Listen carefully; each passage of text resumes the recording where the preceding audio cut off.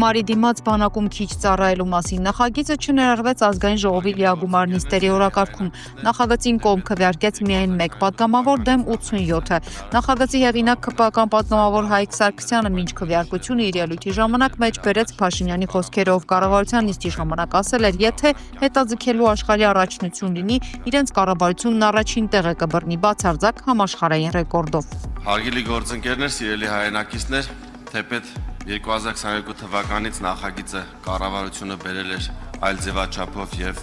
հետքաշեց հաշվի առնելով էսկալացիան, նախագիծը սկսել են կառավարության գործընկերների հետ քննարկել 2024 թվականի հունվարից, ցավոք ազգային ժողովի մի շարք գործընկերների հետ ժամանակ չի եղել մինչ այս վերջին 1.5 տարվա ընթացքում քննարկումներ կազմակերպելու համար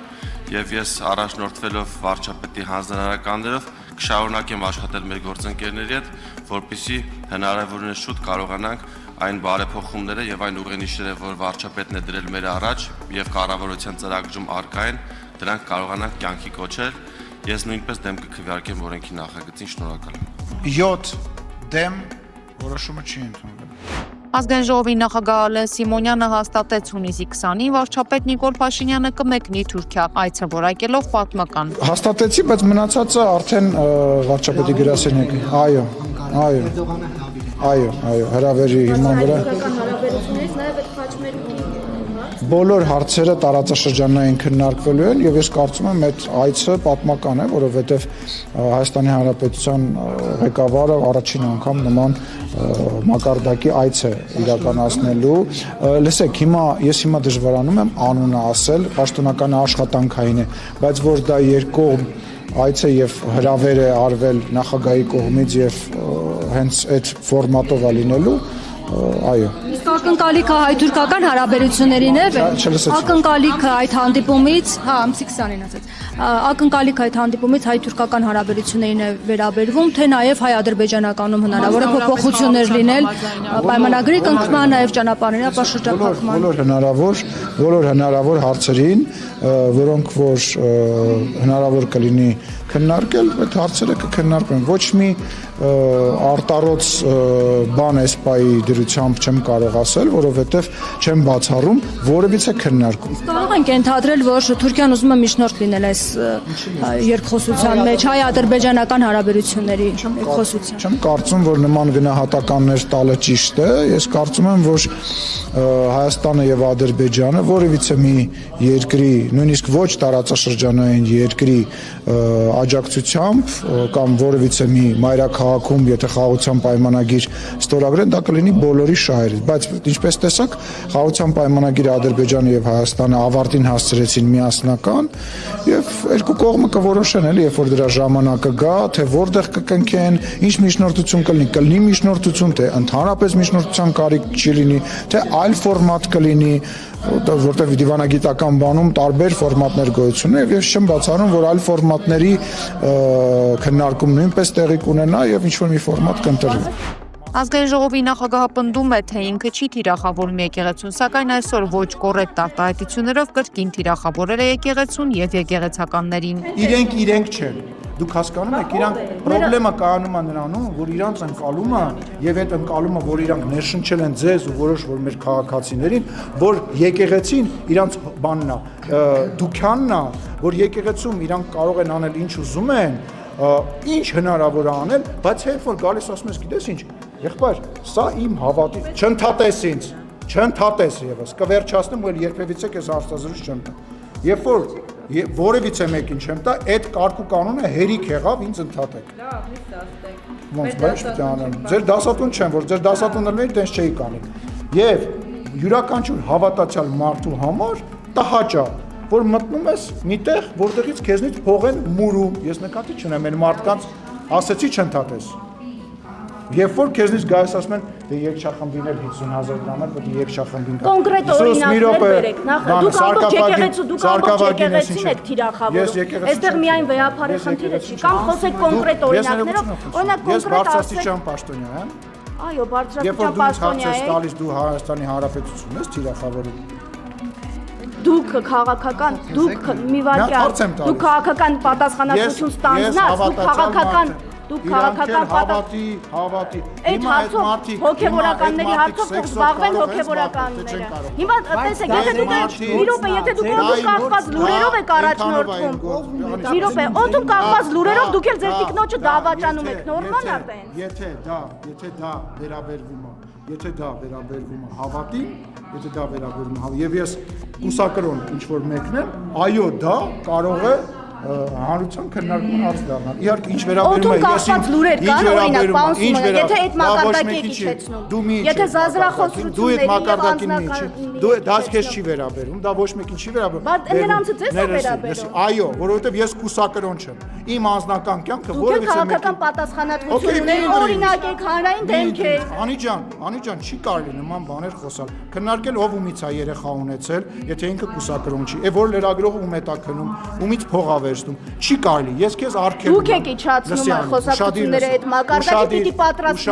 պիտի պատրաստ լինեք նմանատիպ հարցադրումների։ Ես բոլոր հարցադրումներին պատրաստ եմ։ Ես էլ հարցնում եմ, հիմա մենք դարձնենք օրակարգ։ Ես քեզ արգելում եմ։ Ամենավատ ընդդիմադիրի, ամենավատ իմ ընդդիմախոսի ընտանեկան կյանք, անձնական կյանք մտնել։ Դու դրա իրավունքը չունես, ես նույնպես դրա իրավունքը չունեմ։ Մենք խոսում ենք այլ կառույցի մասին։ Այդ կառույցը հիմնված է հավատի եւ անձնական տվյալներ եք հավաքագրում, անձնական տվյալներ եք հավաքագրում, շանտաժ եք անում եկեղեցու, շանտաժ եք անում։ Որ շանտաժ անեի շրջանից գնացած կլինի։ Որևիցե մեկը շանտաժ չի անում, որևիցե մեկը նման բան չէ, բայց դու չափը դիմաց։ Իրանի Իսլամական Հանրապետությունը տարածաշրջանում կպահպանի իր հռչակած կարմիր գծերը եւ չի շեղվի դրանցից մամուլի ասուլիսի ժամանակ ասել է Հայաստանում Իրանի դեսպան Մեհդի Սոբհանին։ Դիվանագետի խոսքով Իրանը չի ձգտում պատերազմի սրմանը, բայց պատրաստ է ցանկացած սցենարի։ Նաեւ չի ցանկանում, որ այս պատերազմը տարածվի այլ երկրներում կամ տարածաշրջաններում, եթե այն Թեհրանին չպարտադրվի։ Սոբհանին շնորհակալություն է հայտնել Հայաստանի իշխանություններին Իսրայելի սանձազերծած ագրեսիան վճռականորեն դատապարտելու, նաեւ հայ ժողովրդին աջակցության եւ զորակցության համար։ Պատասխանելով Ադրբեջանի կողմից Սյունիքում հնարավոր ագրեսիայի եւ Զանգեզուրի միջանցքին վերաբերող հարցին դեսպան Սոբհանին շեշտել է. Իրանը ուշադիր հետևում է տարածաշրջանում տեղի ունեցող գործընթացներին, նաեւ այն համատեքստում, որ Իսրայելը կփորձի առանձին երկրներ օգտագործել իր շահերի համար։ Նրա խոսքով Իրանը կապի մեջ է տարածաշրջանի բոլոր երկրների հետ։ Նա եւս մեկ անգամ ընդգծել է Իրանի կարմիր գծերը հստակ են։ Դեսպանի կարծիքով տարածաշրջանի բոլոր երկրները ցանկանում են, որ լարվածությունը չսրվի։ Հայաստանի երրորդ նախագահ Սերժ Սարգսյանը կարճ անդրադարձել է Իրան-Իսրայել հակամարտությանը եւ պատասխանել հարցին, թե ինչ հետևանքներ կլինեն Հայաստանի համար։ Ինչքան պատերազմը երկար շարունակվի, այնքան Հայաստանի համար անկանխատեսելի հետևանքների թիվը կավելանա։ Դիմագրավել, ինչպես։ Կազմակերպչական աշխատանքով, մոբիլիզացվելով բոլոր մարմինները։ Ազգային ժողովի արտաքին հարաբերությունների հանձնաժողովի նախագահ Սարգիս Խանդանյանը չափազանց մտահոգիչ ու դատապարտելի է համարում Իսրայելի հարձակումը Իրանի վրա։ ԿՊԱ-ն հույս ունի, որ մոտ ապագայում հնարավոր կլինի դադարեցնել կրակն ու վերադառնալ բանակցությունների։ Գիտեք, բնականաբար ցանկացած լարում տարածաշրջանում, հատկապես այսքան մոտ տարածաշրջանում, ի վերջո Հայաստանի սահմանակից հարևան երկրում է, բնականաբար առաջացնում են մտահոգություններ, որ կարող է ընդհանուր առմամբ անվտանգային իրավիճակը լարվի տարածաշրջանում։ Բայց ինչ վերաբերվում է Ադրբեջանի կողմից Հայաստանի վրա հարձակման, ես պետք է շարունակեմ պնդել, որ Ադրբեջանը չունի հիմնավոր պատճառ եւ լեգիտիմություն Հայաստանի վրա որևէ կերպ ագրեսիա սկսելու համար։ Ոստի անվտանգային միջավայրը բոլորովին տարբեր էր 2022-ին եւ 2025 թվականին եւ բացի այդ հիշեցնեմ, որ Հայաստան եւ Ադրբեջանը ունեն պատրաստի խաղաղության պայմանագրի տեքստ, որը Հայաստանը պատրաստ է ստորագրել այսօր։ Բայց Ադրբեջանը պատրաստ է։ Դա Ադրբեջանի դիրքորոշման մասին գիտեք եւ Հայաստանը աշխատում է եւ շարունակում է բանակցությունները եւ քննարկումները խաղաղության պայմանագրի ստորագրումը հնարավորինս մոտեցնելու համար։ Հայդատի կենտրոնական խորհուրդը մտահոգություն է հայտնում տարածաշրջանային էսկալացիայի պայմաններում Ադրբեջանի կողմից Հայաստանի Հանրապետության Սյունիքի մարզի նկատմամբ ահագնացող սպառնալիքների առնչությամբ։ Իրано-իսրայելական հակամարտության համատեքստում աշխարհաքաղաքական անկանոնությունը խորացել է, ստեղծելով ադրբեջանական ագրեսիվ գործողությունների հավելյալ սպառնալիք, որոնք վտանգում են Հայաստանի ինքնիշխանությունը։ Հայդատը կոչ է անում միջազգային հանրությանը անհապաղ միջոցներ ձեռնարկել, որպեսզի կանխվի Հայաստանի դեմ հերթական ագրեսիան։ Մեջօրտնյակի երկրների առաջնորդները Կանադայում կայացած գաղտնաժողովի եզրափակիչ հայտարարության մեջ նշել են Իսրայելին աջակցելու մասին Իրանը անվանելով Մերձավոր Արևելքում անկայունության եւ ահաբեկչության աղբյուր։ Նրանք նաեւ կրկնել են այն թեզը, որ Իրանը երբեք չպետք է միջուկային զենք ունենա։ Միաժամանակ նրանք աջակցություն են հայտնել Իսրայելին ընդգծելով, որ այն ունի ինքնապաշտպանության իրավունք։ Եզրափակիչ հայտարարությունը ստորագրել են բոլոր 7 առաջնորդները, այդ թվում ԱՄՆ նախագահ Դոնալդ Թրամփը, որը վաղաժամ լքել էր Կանադայում կայացած գաղտնաժողովը Մերձավոր Արևելքում ստացված իրավիճակի ֆոնին։ ԱՄՆ պաշտպանության նախարար Փիթ Հեքսեթը ասել է, որ նախագահ Դոնալդ Թրամփը չնայած ԱՄՆ դաշնակից Իսրայելի եւ Թեհրանի միջև սրացած լարվածությանը դեռ նպատակ ունի Իրանի հետ միջուկային համաձայնության հասնել։ Հարցին թե արդյոք Թրամփը շարունակում է ձգտել միջուկային գործարքի, Հեքսեթը պատասխանել է՝ իհարկե։ Նա հավելել է, թե ԱՄՆ-ն տարածաշրջանում գտնվում է պաշտպանական դիրքում, ուժեղ լինելու եւ խաղաղության համաձայնագրի հասնելու նպատակով, եւ մենք անկեղծորեն հույս ունենք, որ հենց դա էլ տեղի կունենա։ Միաժամանակ Սպիտակ տան ներկայացուցիչը առանձին մեկնաբանությամբ եւս մեկ անգամ շեշտել է, որ Վաշինգտոնն Իրանի դեմ հարվածներ չի իրականացնում։ Իրանի գերագույն առաջնորդ Այաթոլլահ Ալի Խամենեին կարող է նույն ճակատագրին արժանանալ, ինչ Իրաքի հանգուցյալ բռնապետ Սադամ Հուսեյնը զգուշացրել է Իսրայելի պաշտպանության նախարար Իսրայել Կացը։ Իսրայելը որևէ բանակցություններ չի վարում Իրանի հետ իրավիճակը կարգավորելու համար, ընդգծել է Իսրայելի պաշտպանության նախարարը Հերզլիա քաղաքի մոտ իրանական հրթիռի անկման վթարի վայրացելության ժամանակ Իսրայելը թույլ չի տա, որ վնաս հասցվի իր քաղաքացիներին, ամփոփել է Կացը։